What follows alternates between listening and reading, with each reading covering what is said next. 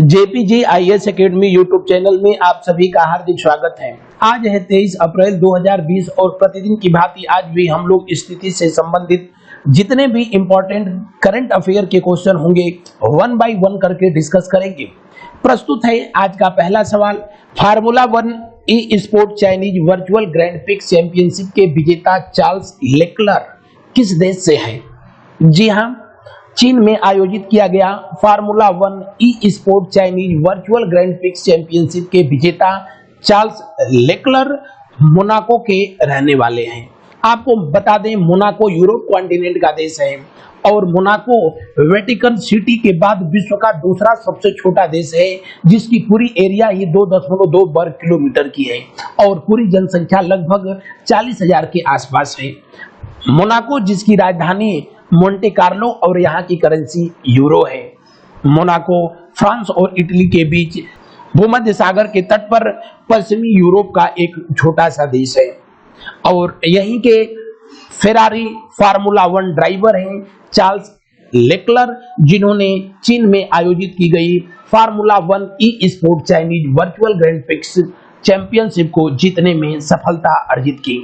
आपको बता दें, कोरोना वायरस के कारण उपजे हुए हालात में चीन में फार्मूला 1 ग्रैंड प्रिक्स चैंपियनशिप का आयोजन नहीं किया जा सका, इसलिए इसे वीडियो गेम की भांति आयोजित किया गया।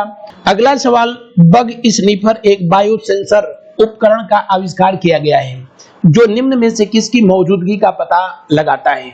जी हाँ, पुणे में स्थित अगरकर अनुसंधान संस्थान के शोधकर्ताओं के द्वारा बग स्निफर नामक एक बायो सेंसर इंस्ट्रूमेंट का आविष्कार किया गया है जो कि भोजन तथा जल में उपस्थित बैक्टीरिया की उपस्थिति का पता लगाता है।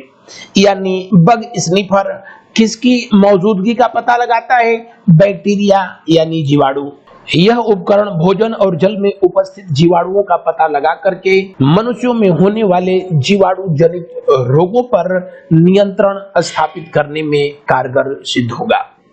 वैसे इस पृथ्वी पर उत्पन्न होने वाले पहले जीव ही साइनोबैक्टीरिया थे, जिनको ब्लू ग्रीन एल्गी के नाम से जाना जाता है, नीले हरे शैवाल के नाम से जाना जाता है। वैसे बैक्टीरिया का सबसे पहले खोज लीवेनहॉक के द्वारा दांत में होने वाले पायरिया रोग के कारणों के खोज के दौरान किया गया था।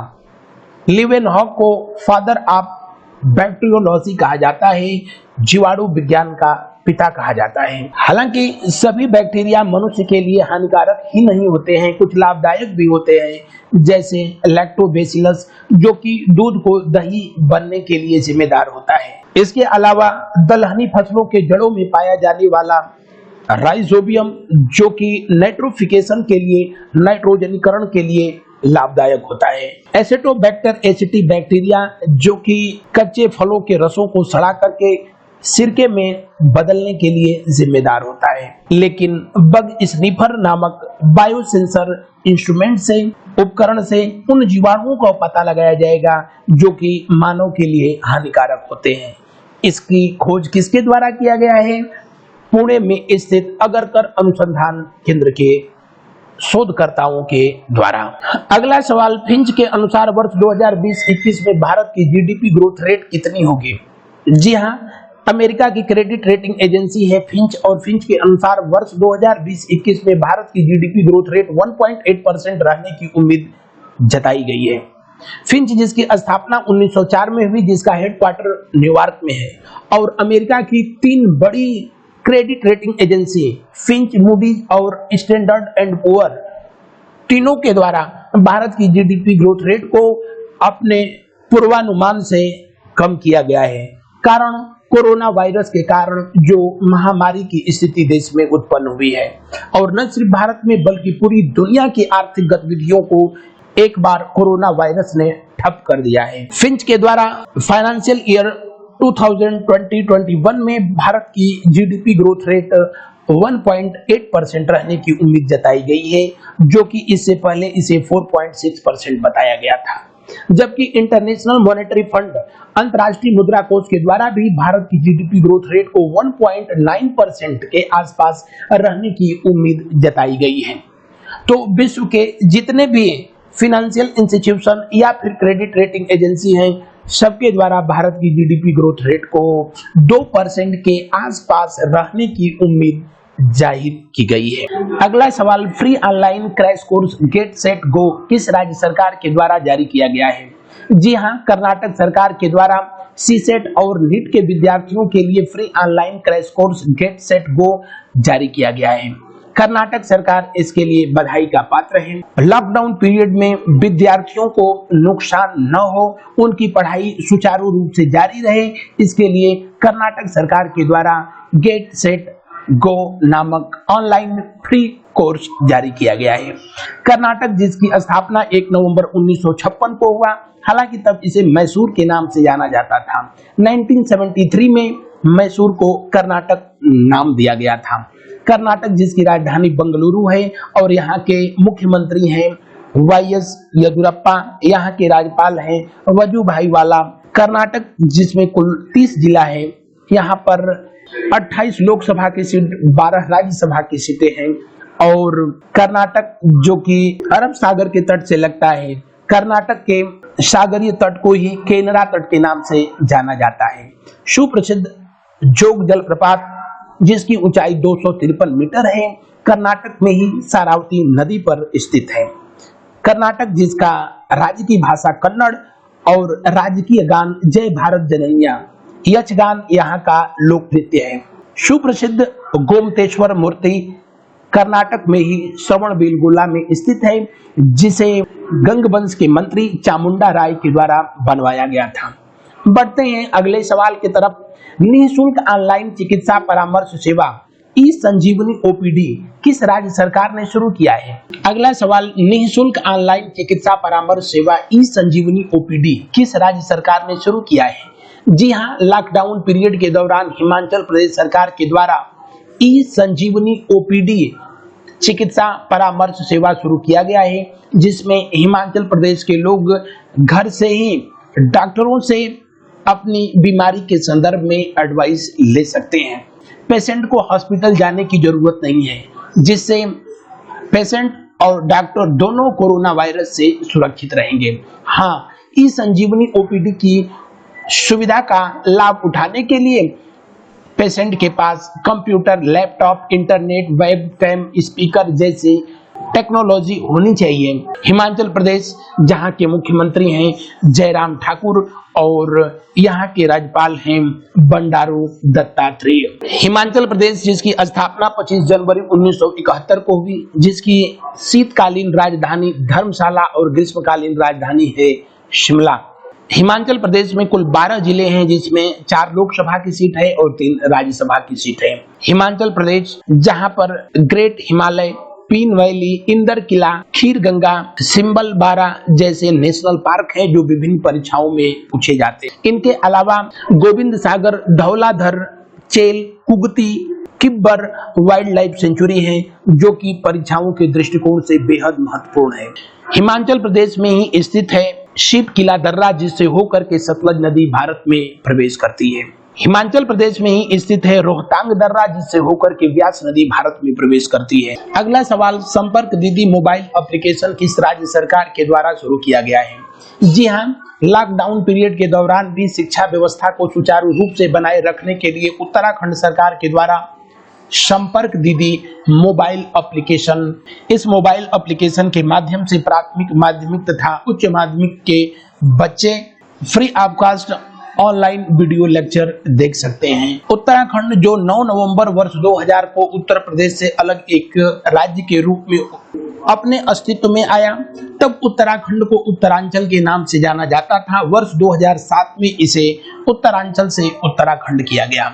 उत्तराखंड भी भारत के उन राज्यों में से है जिनकी 2 राजधानियां हैं, और अभी हाल ही में उत्तराखंड के मुख्यमंत्री त्रिवेंद्र सिंह रावत के द्वारा गैरसैंण को उत्तराखंड की ग्रीष्मकालीन राजधानी बनाए जाने का निर्णय लिया, जबकि देहरादून पहले से ही उत्तराखंड की राजधानी है।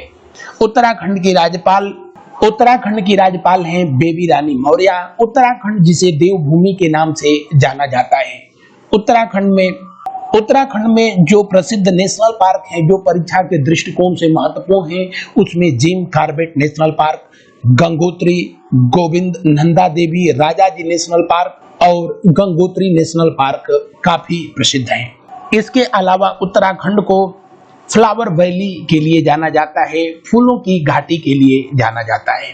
उत्तराखंड जहां कुल 13 जिला हैं, 5 लोकसभा की सीट और 3 राज्यसभा की सीट है। उत्तराखंड जो कि अपनी अंतर्राष्ट्रीय सीमा नेपाल और चीन के साथ साझा करता है, जबकि उत्तर प्रदेश और हिमाचल प्रदेश से उत्तराखंड की सीमाएं लगती हैं। अगला सवाल, आयु एवं सेहत साथी मोबाइल ऐप किस राज्य सरकार के द्वारा शुरू किया गया है? जी हाँ, कोरोना वायरस से राहत और बचाव के मद्देनजर राजस्थान सरकार और हेल्थ केयर स्टार्टअप मेडकार्ड्स के द्वारा आयु एवं सेहत साथी मोबाइल ऐप जारी किया गया है, जिसके माध्यम से लॉकडाउन पीरियड के दौरान अपने घर से ही लोग ऑनलाइन ही डॉक्टरों से परामर्श ले सकते हैं और दवाओं के लिए ऑर्डर भी कर सकते हैं। इस मोबाइल ऐप में उपलब्ध हेल्पलाइन नंबर पर भारत के किसी भी राज्य से कोई भी व्यक्ति फोन करके और अपनी बीमारी के संदर्भ में डॉक्टरों से राय ले सकता है। आयु एवं सेहत साथी मोबाइल ऐप किस राज्य सरकार ने जारी किया है? राजस्थान के द्वारा जारी किया गया है। राजस्थान जिसकी स्थापना 30 मार्च 1949 को हुई। राजस्थान के मुख्यमंत्री हैं अशोक गहलोत और यहाँ के राज्यपाल है कलराज मिश्रा। राजस्थान में कुल 33 जिला, 25 लोकसभा की सीट और 10 राज्यसभा की सीट है। राजस्थान क्षेत्रफल के आधार पर भारत का सबसे बड़ा प्रदेश है, जबकि जनसंख्या के आधार पर राजस्थान का 8वां स्थान है। राजस्थान पड़ोसी देश पाकिस्तान से सबसे अधिक 1050 किलोमीटर अपनी सीमा शेयर करता है। राजस्थान जिसकी सीमा भारत में पंजाब, हरियाणा, उत्तर प्रदेश और मध्य प्रदेश से लगती है। राजस्थान जिसकी राजधानी जयपुर है, जिसे पिंक सिटी ऑफ इंडिया के नाम से जाना जाता है। जयपुर की स्थापना 1727 में राजा जयसिंह के द्वारा किया गया था। राजस्थान में स्थित कुछ प्रमुख नेशनल पार्क जो परीक्षाओं में पूछे जाते हैं, उनमें केवलादेव, रणथंभौर, सरिस्का डेजर्ट, जबकि वाइल्ड लाइफ सेंचुरी में कुंभलगढ़, शेरगढ़, भारत में सबसे अधिक खारे पानी की झील सांभर झील राजस्थान में ही स्थित है। अगला सवाल, वर्ड बोट नामक रोबोट किसने विकसित किया है? जी हाँ, वर्ड बोट रोबोट IIT रोपड़ के द्वारा विकसित किया गया है। पंजाब में स्थित है IIT रोपड़ और IIT रोपड़ के द्वारा ही वर्ड बोट को विकसित किया गया है, जिसके माध्यम से आइसोलेशन वार्ड में रखे गए कोविड-19 मरीजों को बिना किसी संपर्क में आए दवा और भोजन परोसने के लिए वर्ड बोट का इस्तेमाल किया जा सकता है। वर्ड बोट जो कि विभिन्न प्रकार के सेंसर से लैस है और ये मरीजों तक खाना और दवा पहुंचाने में सक्षम है। इतना ही नहीं, ये स्वयं को तथा हॉस्पिटल की दीवारों को सैनिटाइज करने में भी सक्षम है। और वर्डबॉट नामक रोबोट का निर्माण किसने किया है? IIT रोपड़, जो कि 2008 में स्थापित किया गया था और यहाँ के वर्तमान समय में निदेशक हैं शरद कुमार दास। बढ़ते हैं अगले सवाल की तरफ। किस देश के पूर्व प्रधानमंत्री लाइसेनिया कर्से का निधन हो गया? जी हाँ, पिछले दिनों फिजी के पूर्व प्रधानमंत्री लाइसेनिया कर्से का निधन हो गया। लाइसेनिया कर्से जो कि वर्ष 2000 से 2006 तक फिजी के प्राइम मिनिस्टर रहे थे। 2006 में इनको तख्ता पलट करके सत्ता से हटा दिया गया था। फिजी जो कि ऑस्ट्रेलिया कॉन्टिनेंट का देश है, जिसकी राजधानी है शुआ और यहाँ की करेंसी है डॉलर। वर्तमान समय में फिजी के प्रधानमंत्री हैं फ्रैंक वेनिमारामा। फिजी विश्व का एकमात्र ऐसा देश है जहाँ की राष्ट्रीय भाषा हिंदी है। नेक्स्ट एंड लास्ट क्वेश्चन, विश्व रचनात्मकता एवं नवाचार दिवस कब मनाया गया? जी हाँ, संयुक्त राष्ट्र महासभा के प्रस्ताव पे वर्ष 2017 से 21 अप्रैल को world creativity and innovation day के रूप में मनाए जाने की परंपरा शुरू हुई। विश्व रचनात्मकता एवं नवाचार दिवस संयुक्त राष्ट्र संघ के सतत विकास के वैश्विक लक्ष्यों पर आधारित है। हालांकि 21 अप्रैल को ही भारत में राष्ट्रीय नागरिक सेवा दिवस भी मनाया जाता है। बढ़ते हैं best feature of the session question of the day. Daporijo पुल का निर्माण कहाँ किया गया है? जी हाँ, हाल ही में सुबनसिरी नदी पर दापोरिजो पुल का निर्माण किया गया है? यह किस प्रदेश में स्थित है? आपको कमेंट बॉक्स में राइट आंसर लिखना है। पिछले वीडियो में मैंने पूछा था गेट प्लस इन्वॉल्व निम्न में से किस दिवस की वर्ष 2020 में थीम है? जी हाँ, बहुत से लोगों ने इसका सही जवाब दिया। विश्व हीमोफीलिया दिवस की थीम है गेट प्लस इन्वॉल्व। 17 अप्रैल को ही वर्ल्ड हीमोफीलिया दिवस मनाया गया। तो ये था आज का सेशन। मिलते हैं next day new current affair video के साथ। थैंक यू, धन्यवाद। आप सभी का दिन शुभ हो।